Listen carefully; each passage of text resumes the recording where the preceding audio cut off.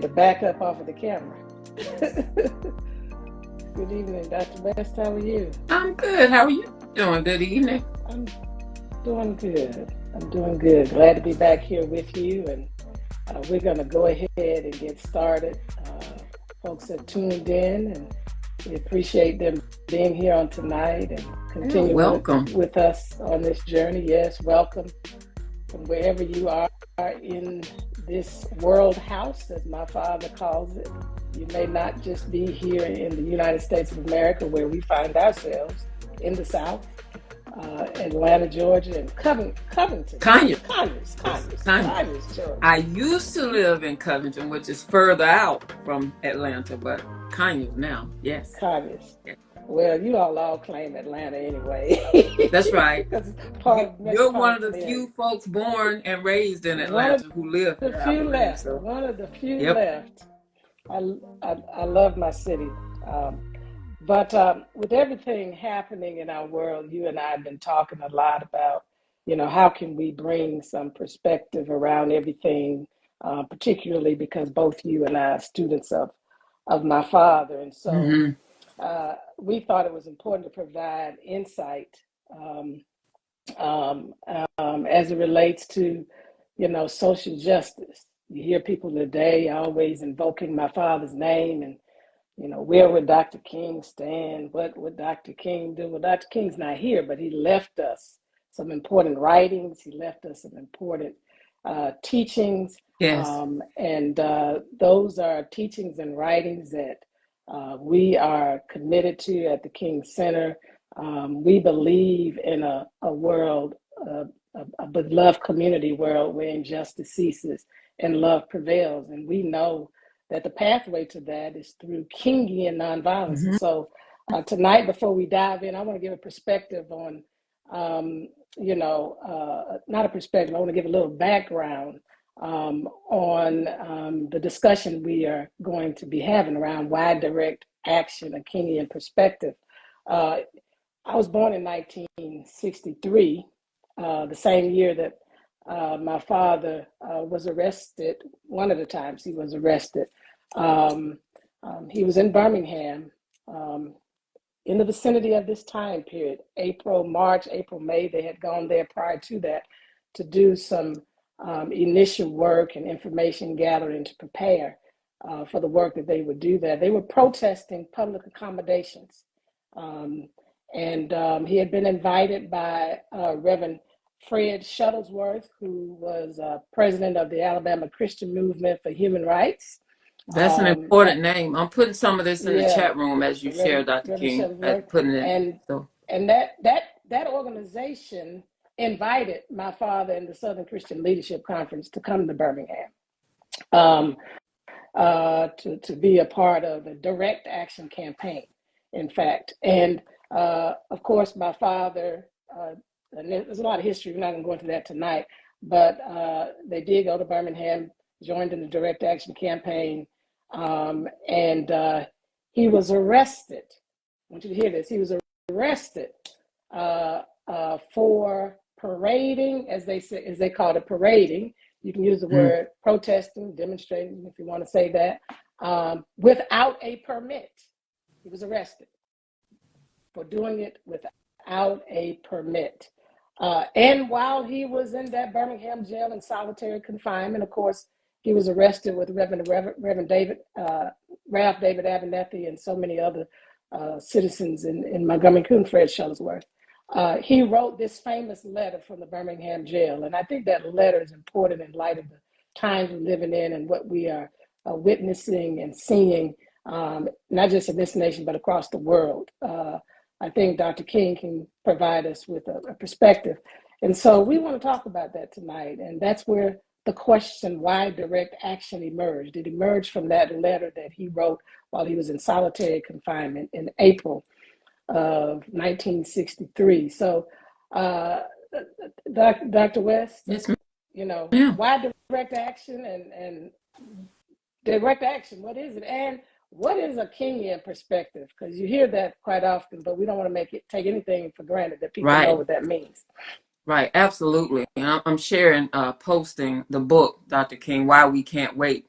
so that people know that that's available. You can find a letter from Birmingham jail in Dr. King's book about the Birmingham campaign, which is available at the King Center bookstore online at thekingcenter.org.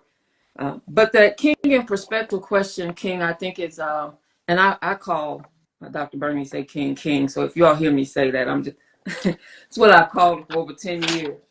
But when we think about a Kingian perspective, we just want to explain what that means and some facets of it.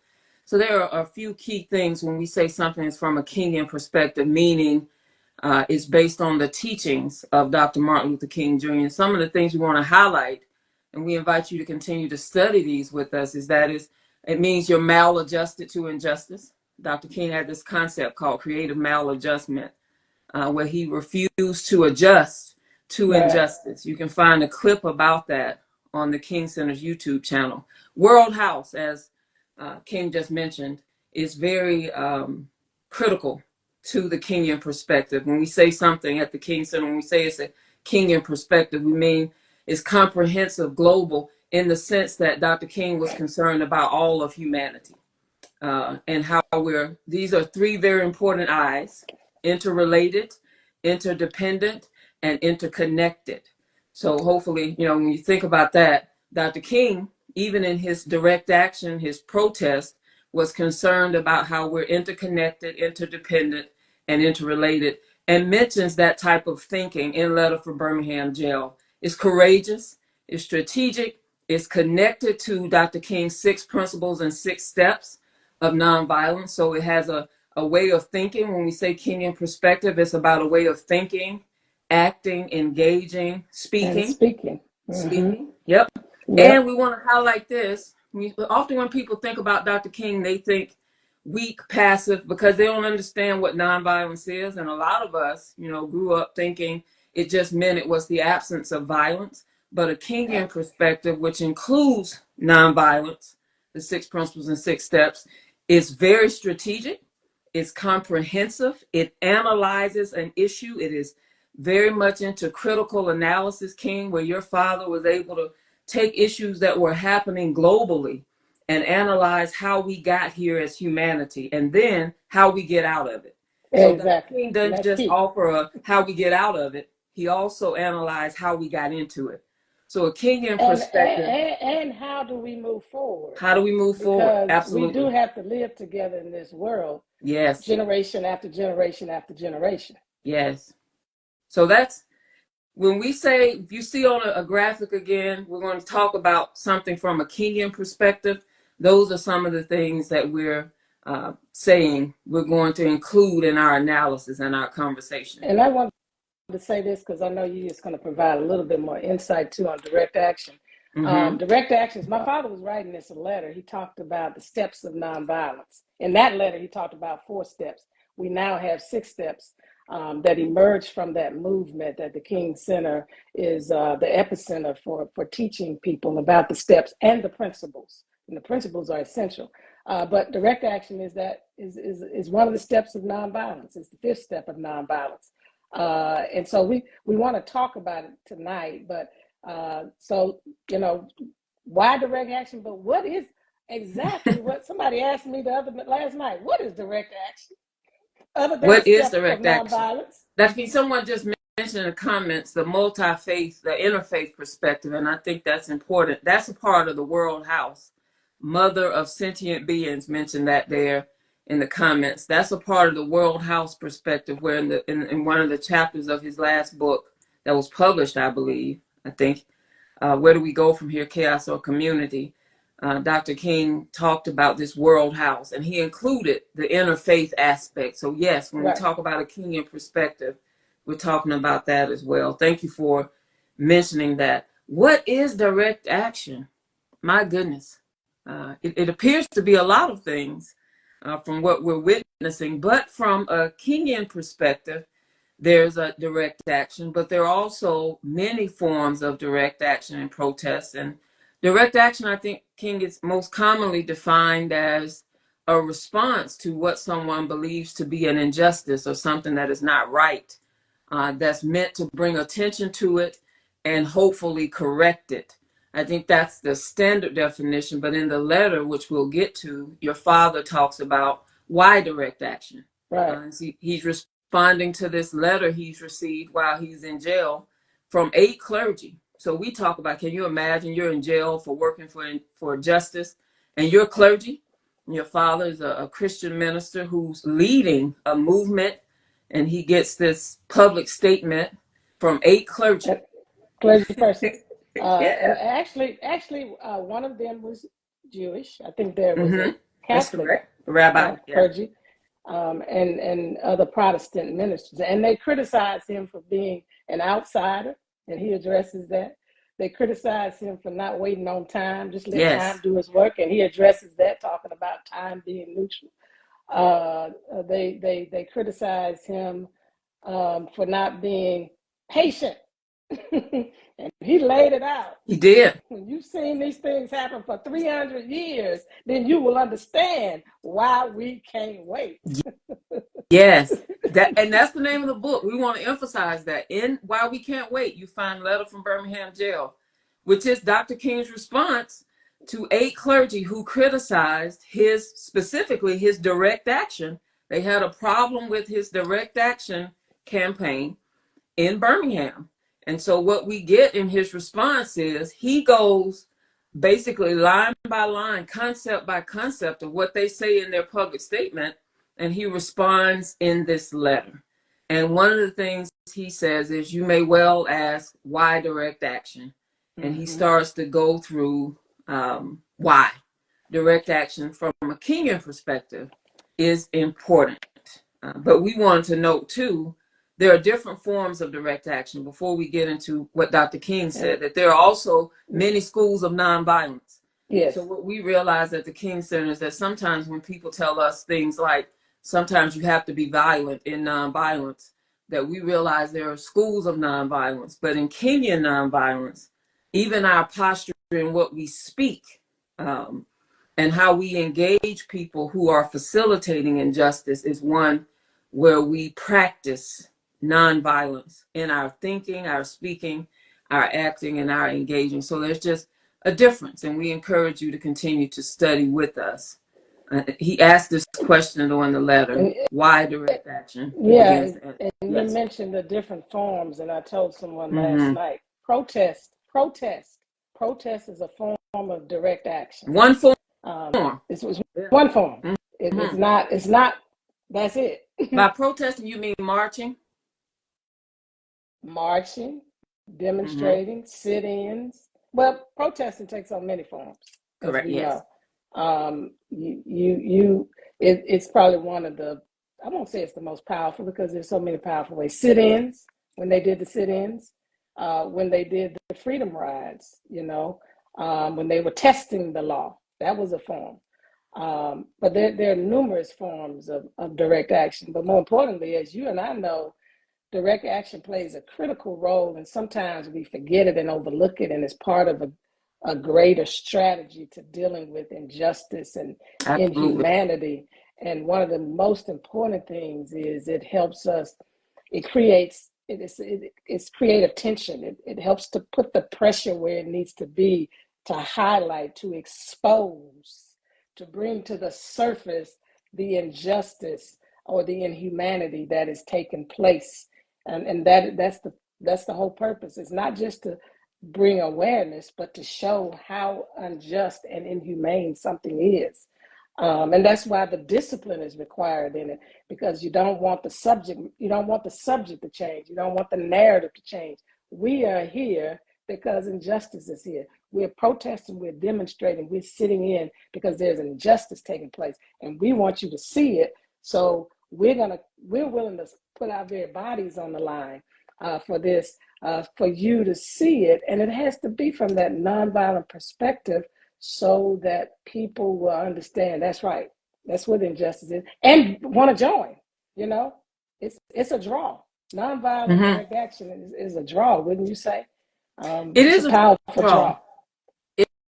It's a powerful draw. And when you really understand it, King, because sometimes people use words like respectability to describe your father. He practiced respectability politics. And I don't know too many people who are assassinated in history for engaging in respectability politics. He was very much strategic and has started to look to dismantle even more what he called the triple evils. And he utilized direct action to do that.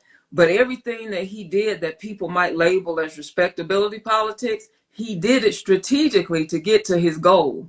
And so we want to pause just to say what happened with direct action when Dr. King led it was that there was a goal that they were trying to reach, and they were very strategic in reaching that goal, so much so that he said in a letter from Birmingham jail, we were willing to create tension or to engage in creative tension. He talked about how we didn't bring this injustice. We just make it, elevated and dramatize it. And we expose the underlying tension that's already there. Mm-hmm. We're bringing that up to the surface. We're not causing the tension. Right. We're exposing it. Yeah, and I want to just read this part too in the letter. And we really encourage y'all to read this because I think it can be a guide for you for the rest of your life, because unfortunately, social injustice is in our world. And we have a responsibility to challenge it and challenge it in an effective way that can bring about transformation.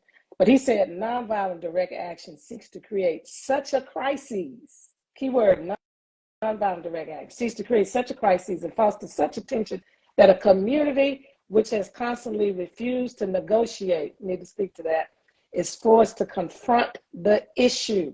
Mm-hmm. It seeks to so dramatize the issue that it can no longer be ignored. But then he went on to say, I have earnestly opposed violent tension, but there's a type of constructive, nonviolent tension, which is necessary for growth. So, here we are situated on the fifth step of nonviolence, and let's talk about that because there's a purpose behind using direct action. Yes. What is that? Why even use direct action? Yeah. Well, one of the key things he said is it gets you back to negotiation. See, the goal in nonviolence, Kingian nonviolence, is to create a win-win. And if that sounds strange, that's because we often believe that to get to injustice, we got to destroy somebody. To get to justice, rather, somebody has to be destroyed.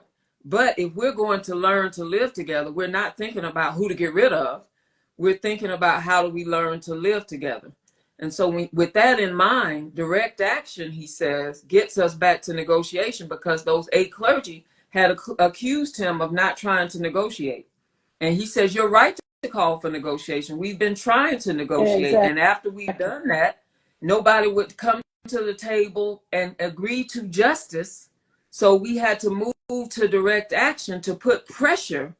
He says in Where Do We Go From Here, Chaos or Community, we have to organize our strength into compelling power so that the government, and we add other entities, cannot elude our demands. And so he also refers to that concept, which is very important to Kingian thinking, in Letter from Birmingham Jail. We engage in direct action to dramatize the issue. In one of his writings, your father said that direct action, nonviolent direct action, makes it clear who's the oppressed and who's the oppressor. And that's why strategy is so important, because if we go in nonviolent direct action or in direct action trying to oppress or harm people, we no longer have people focused on the issue. They're focused on something else. They might not even remember what we're protesting about. But if, like with Edmund Pettus Bridge, you see people valiantly walking and they're attacked, and that hits the world, and people are just able to say, these folks were just walking for their right to vote. And look what happened to them. Then you have attention on the issue. So it wasn't respectability. This is a type of direct action that lifts the issue in such a way that people cannot ignore it. And if you do it consistently, how long did the bus campaign last? 382. I know it says 381. Yeah, that's everybody's been saying that. I'm trying to figure out how to correct it though, because it was actually 382 days. I think what happened is they used the 381 from December 5th after the first day that they called for a boycott. But because they continued, for me, it was all the same. 382 days. That's a long time. That's Putting pressure on power, putting pressure on putting pressure on government. power. That's Yeah. right. And you know, and maybe we'll touch on this right before we close, but it's we want to talk about when you talk about direct action, and when we talk about nonviolence, we're talking to everybody. We're talking to law enforcement. Right. We're talking to administrators on campus. We're talking to the media because there's a way to respond to direct Everybody. action. Now, let us be clear. As Daddy said, he said, I have earnestly opposed violent tension. So we don't support violent tension ever. So if there's violence that's taking place, we have to identify that. But that should not just be the only thing that we zero in on if there is the presence of peaceful protest, Absolutely. direct action. Yeah. And sometimes it disturbs me that when we're reporting on these things in the media, we're just doing it on a one-sided basis. And then, you know, people get all confused and some people get further up in arms and people don't get to the truth. But that's why nonviolence overall, Kingian nonviolence is so important. There's so many dimensions to this that we can talk about. We can't get into tonight, but we want you to know when we talk about it, because people always say to me, what about the officers? I agree with you. There's a right way to address peaceful protesters. And I dare to believe that there is a humane way to address those who may be violent. Yes. I'm not talking about with a gun. That's a whole different discussion. I'm not talking about if they throwing rocks at the police, if they spitting at the police, if they're pushing back against the police. There still is a humane way to address those demonstrators, protesters, those that are engaged in direct action. And so I wanted to point that out. That's important. That reminds me of that quote from your father. Somebody somewhere has to have some sense in this world. And exactly. Everybody can't be saying, well, they were doing this, so we responded this way. We're going to have to elevate, particularly people who say they're in positions of leadership and authority. Those should be mature people who go in saying, let us de-escalate. Thank you for putting that up. Let us practice how we can de-escalate, excuse me.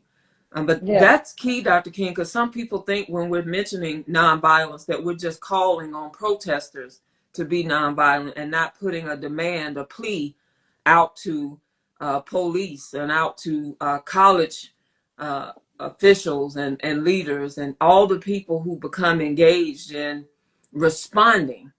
So it's very important. We want everybody to study nonviolence. Your parents, both of them, believe that it should become, your dad, we call it experimentation. Your mom talked about a course of study.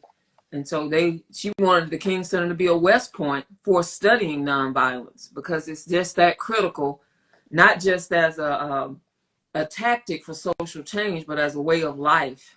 So someone mentioned one of your favorite words here, King, mediation. They said mediation is needed in these situations. Yeah, it's definitely needed right now on all of these college campuses. You know, one thing I believe is, you know, we know that the right to protest has to do with public spaces and places, private colleges, you know, private institutions, people's private homes. That's their private homes. And the right to protest doesn't, you know, the First Amendment doesn't extend to that space. In the private space. But I do believe in the private spaces in light of the times we're living in, especially on college campuses, where you're dealing with a barrage of issues and perspectives, and you want it to be a laboratory for exchanging and discussing and delving into and analyzing, you know, issues and perspectives and philosophies, etc. That's what college campuses are. So there are some who provided spaces for that, you know, but it is not a requirement. It is private property. But some have done it, and still in those instances, there still is a proper way to remove people from a campus setting. And there's a proper way for protesters to express their grievances when it's provided, and to put the pressure where it needs to be put on those campuses if those universities aren't providing forums. Thank God for the places like Brown University who provided forums and discussions. We have to provide discussion. When you shut down discussion and dialogue, that's what Daddy was talking about, the letter from Birmingham jail. You know, people been in a monologue for so long because Black people didn't have, any rights to vote or participate or anything. So it was one way, So dialogue is important. And so nonviolence, though, when people get frustrated, when they get disgusted, when they become discontent, nonviolence, as my father taught us, is it's a outlet for channeling that frustration, and we have to provide it.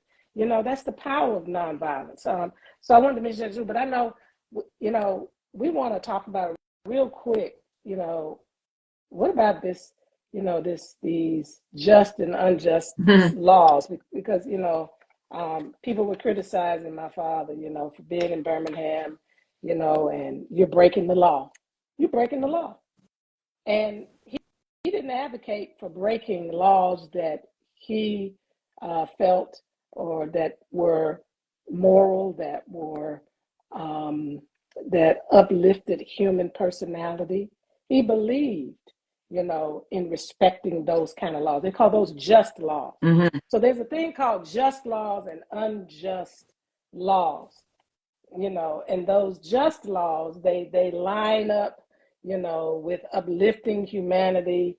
Those just laws are the ones that are consistent with, the higher law, meaning respecting the personhood and the dignity of the person. And so he advocated for obeying just laws. But then on the flip side, and he addresses this in the letter, and he lived his life that way, he said there are unjust laws, and that we have a responsibility to disobey unjust laws. In the instance of him in Birmingham, he was arrested for parading without a permit. Now, he didn't have any problem that there's a law that there should be a permit for you to parade, but when you take that law, which is a just law, but you use it in an unjust manner, like they did in Birmingham, to hold in place segregation and to keep people from, using their First Amendment right to express their grievances and have their free speech to challenge segregation, then now we're talking about that what was legal becoming unjust. Because remember, he put in his letter, he said everything that Hitler did in Germany was legal. But as we know, it was not only unjust, it was inhumane. And he said if he lived there, he would stand up against that. And so when you're talking about looking at today's society, there's so many issues that warrant people, what I call it, we're going to have to disobey some unjust laws, but you got to know if it's just or unjust. So what do you think about that, Dr. West? I think those are very important distinctions, King, that there are just laws that are applied unjustly, and there are unjust laws that are discriminatory, that calls for certain groups of people to do things, but people who are in the positions of power don't have to do those same things.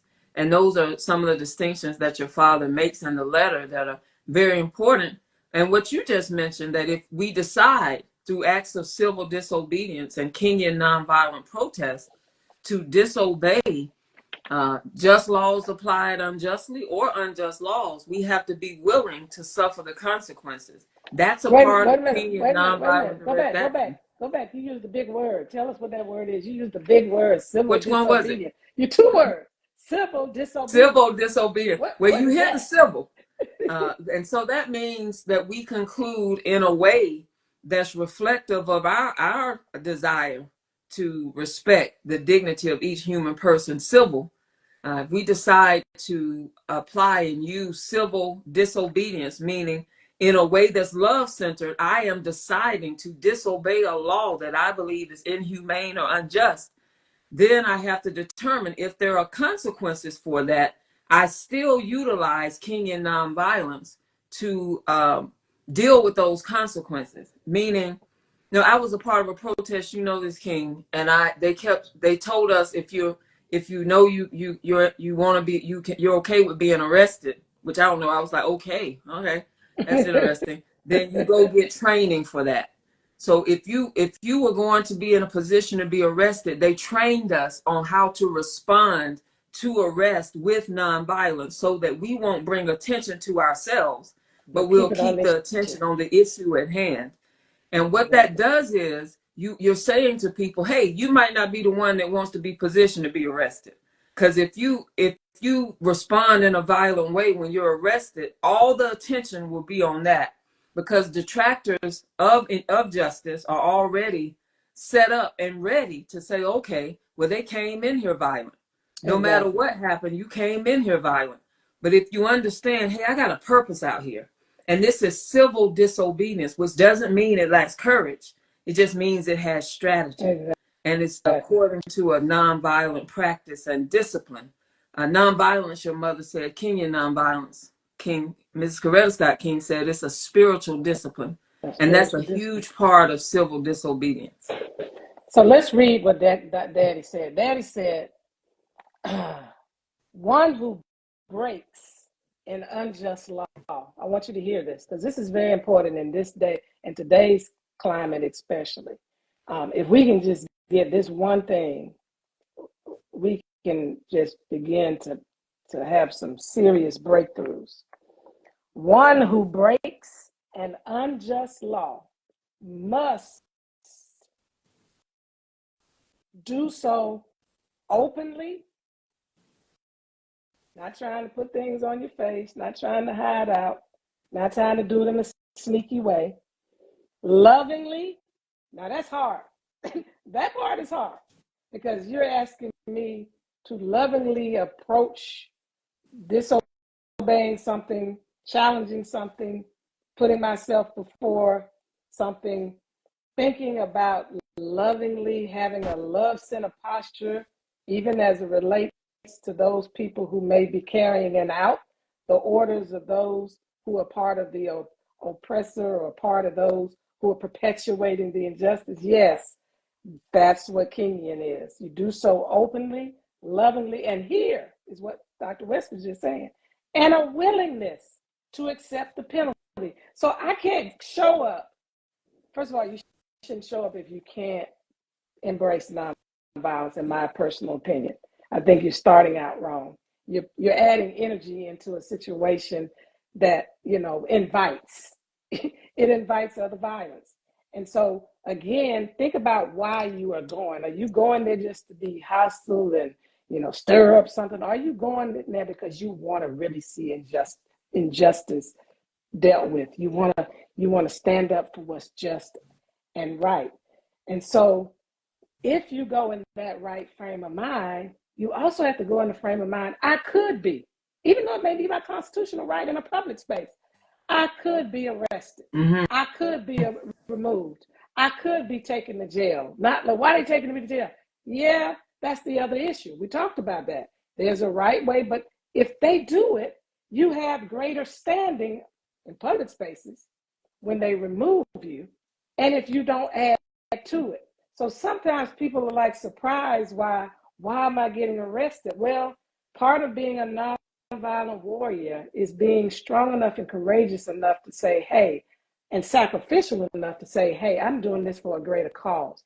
And I'm willing to accept the consequences. That's why when you saw a lot of those in the movement that were getting arrested, boy, they were doing it with like their heads up high, like with a sense of pride, like, that's right, arrest me, because I'm Children, doing something here. children in Yeah, Birmingham. yeah, Yeah. I'm doing something here. I'm proud of what I'm doing here. This is going to bring some results, some transformation, some change. So that's what I wanted to read. And then he said, I submit that an individual who breaks a law that conscience tells him is unjust and who willingly, keyword, accepts the penalty of imprisonment in order to rouse the conscience, because that's what we're trying to do. I hope that's what we're trying to do, to rouse the conscience of people to say, Yeah. this is inhumane. What's happening around our world in so many countries right now is inhumane. It is in this nation, there are inhumane things happening, unjust things happening. So it arouses the conscience of the community over its injustice is in reality. And somebody put this on the IG just earlier. They even said it. expressing the highest respect for the law. Whoa. Isn't that something? So yeah, I mean, yeah, that's the unenforceable, the things that we say, hey, there's an order and a way we should be engaging each other as human beings that's higher than even the things that we put on paper as nations. So I Yeah. don't know if we want to. Oh, let me say this real quick. Please, let's talk about positive and negative peace real quick, and then we're going to take some questions. Okay. Well, of course, when we say no justice, no peace, I often look at that slogan, King, and I think, wow, that's takes me right back to your father's words of true peace is not merely the absence of tension, it's the presence of justice. One of the goals of Kingian nonviolent direct action on the way to the beloved community is True true peace, peace. which doesn't mean we just all get along. I Right. often joke that people confuse Dr. King with Rodney King. Can't we all just get along? Dr. King was not calling for us to just be somewhere saying we just gonna love on each other and forget all this injustice. No, what he was saying is there is a place of peace that's beyond mere civility, but civility is important. Kindness is important. Caring for each other is very important. Meeting critical needs, very important.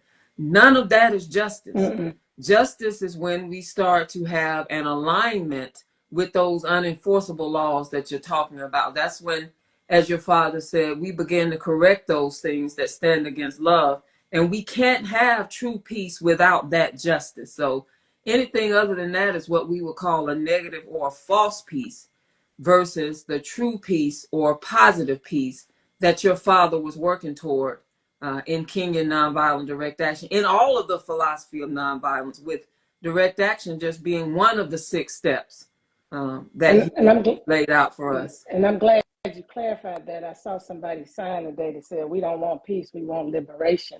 And I think part of the reason people are saying that is because there's this whole notion out there, that peace is about this, quieting down everything, let's just keep moving forward and just, ease some of the tension here. Let's just throw a little bit of, provisions here and there, get a little bit of money here and there. So, maybe they will go back and, do what they were doing. But no, for my father, that is short of the goal. The goal is true peace, which is the presence of justice. For him, it all went together. Truth, justice, love, With peace. clarification that justice is multifaceted too. It's not just arresting people or convicting Exactly. people. Justice is, again, that aligning, looking at the systems in this nation and around the world, the policies, our language with each other, how we engage each other everywhere, and saying, let's get back to being aligned with love.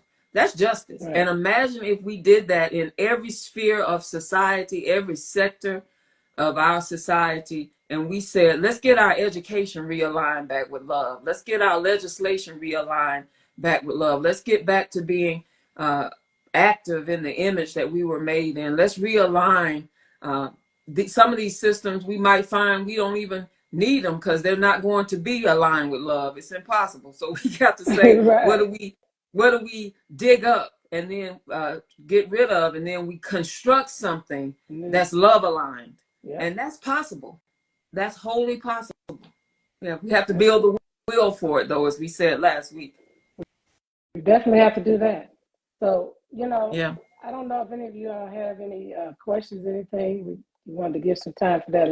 Last week we went on and it cut us off. We don't want to be cut off this time. But we do want to have, some opportunity for any feedback from you all, and go from there.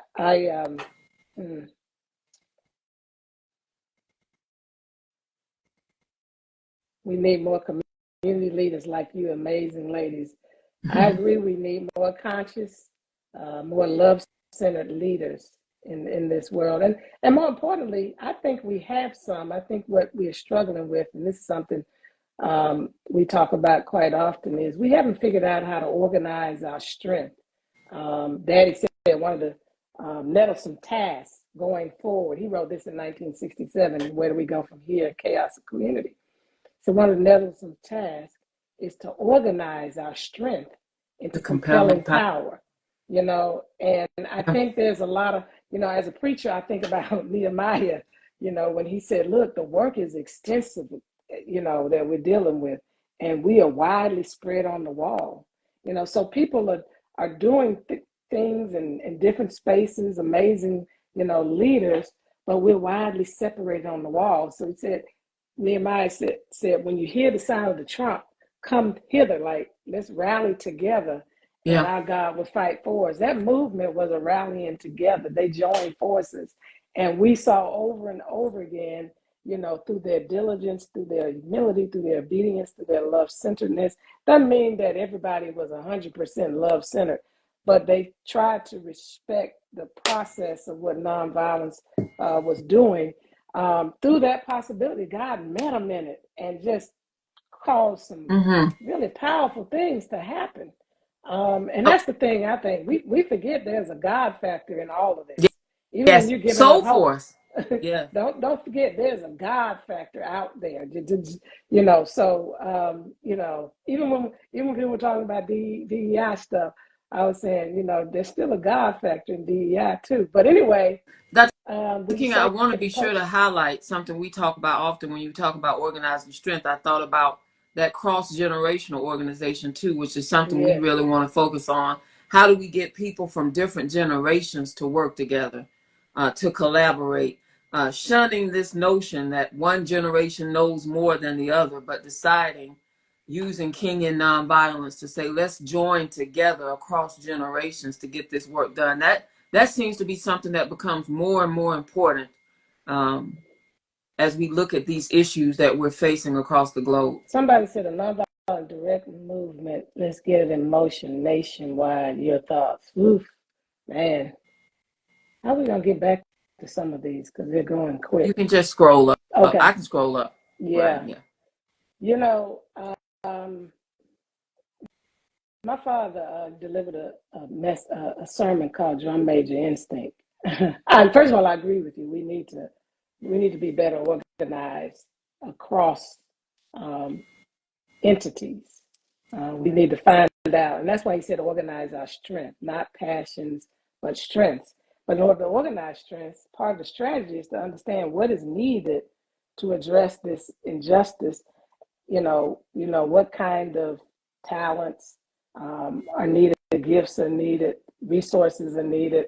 All of that has to be determined, and then who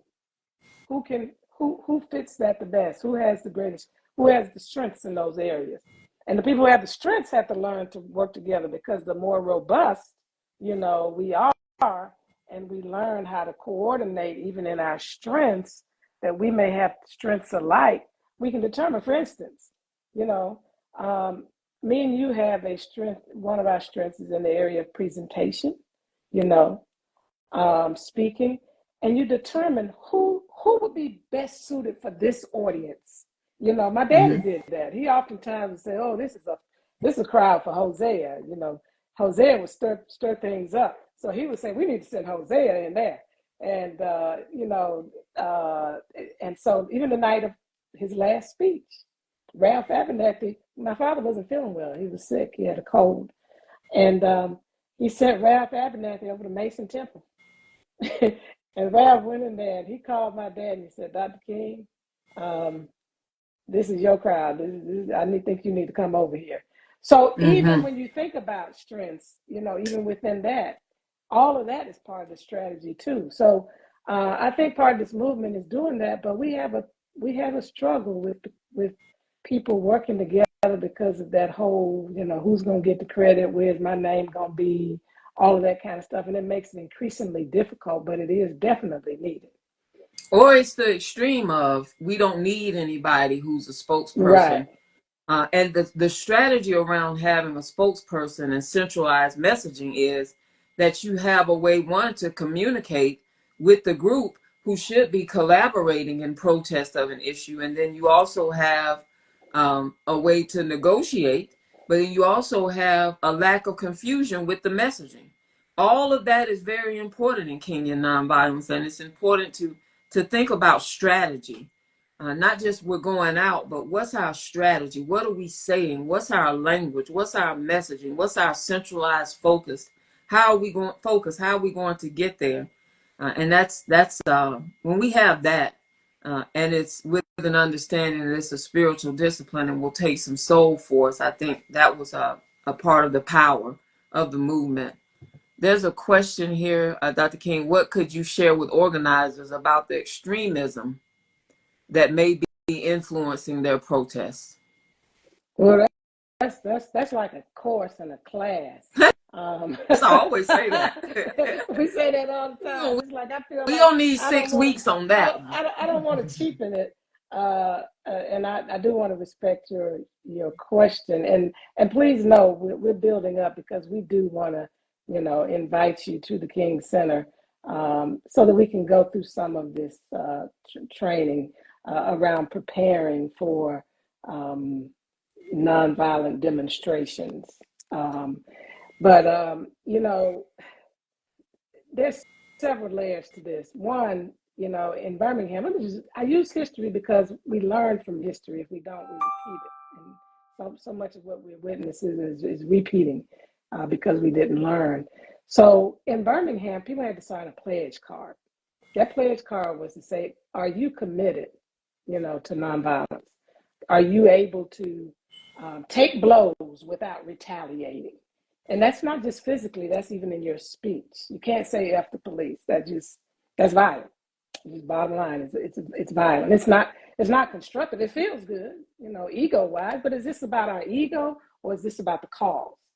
It's a great question. So it's if people are disciplined enough first to do that. The second thing is part of strategy is understanding who you are, who should be a part of this movement, and also the people who knew Dr. King and those with him were going to be marching, demonstrating nonviolently. They knew that, and made sure. Now, if something like this, they told them, if something like this goes down, it ain't us.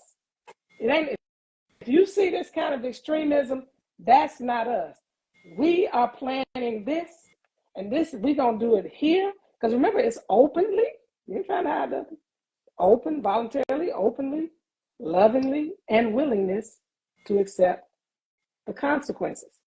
So, hey, we showing up. No surprise attacks. We showing up at 6 p.m. at this particular place, and we're gonna do it in a peaceful way. And we're gonna even identify ourselves. We're gonna look like this. So if you see people like this, if people are doing this, that ain't us. That's not us. That's not us. Yeah. And that's key. Let's start that chant. That ain't us. And I think that's one of the things that people label as respectability. I was like, those folks were dressed that way so that they could be distinguished as this is the group that's protesting. Exactly. Yeah, that could be a suit or anything. I'm not suggesting that. It could be a shirt, it could be a band. I mean, it could be something what, you have to think about what works in this time. But also I think it's important for you to determine, is it important enough for us to keep the issue on the issue? And if that's the case, then everybody can't come into this part of addressing social injustice. There are different roles. Everybody don't even have to protest. We think if you're not out there on the front line, you ain't part of our movement. Do you know how many people were in the background doing other things? Some people were doing research. Some people raising bail money. You need all of those facets to a movement. And so we got to have criteria. The church is the only place where it should be, whosoever will, let us come.